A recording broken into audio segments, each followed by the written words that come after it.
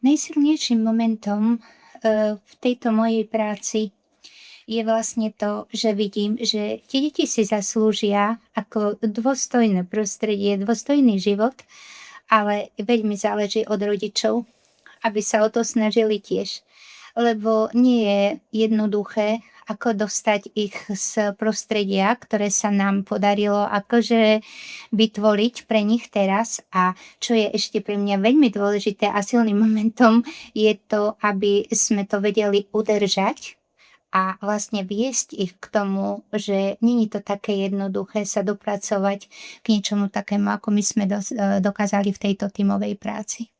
Najväčší význam vidím v tom, že ten odborník, ktorý pracuje s rodinou, vie cieľene prísť, vie zorganizovať, zosúladiť tých ľudí, dostať do jednej miestnosti, vie sa pozrieť z problému z úplne z iného nadhľadu ako my, ktorí pracujeme v tých rodinách. Častokrát nie, že je nezaujatý, ale taký iný pohľad vniesie na danú rodinu, lebo častokrát využívame ich v takých prípadoch, že tie rodiny sú multiproblémové rodiny a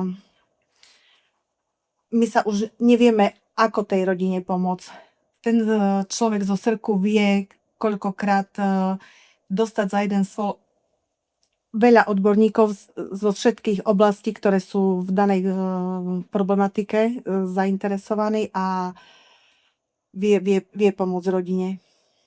Hlavným prínosom z môjho pohľadu je to, že vytvárať podmienky pre deti, aby žili v plnohodnotnej rodine. Čiže otec, matka, v prípade, až tí rodičia nie sú, že zomrú alebo iné mimoriadne udalosti, tak v tom prípade je potrebné, aby až je možnosť rodinní príslušníci, aby bratia a sestry mohli tie deti si zobrať k sebe a vytvoriť tú harmonickú ucelenú rodinu.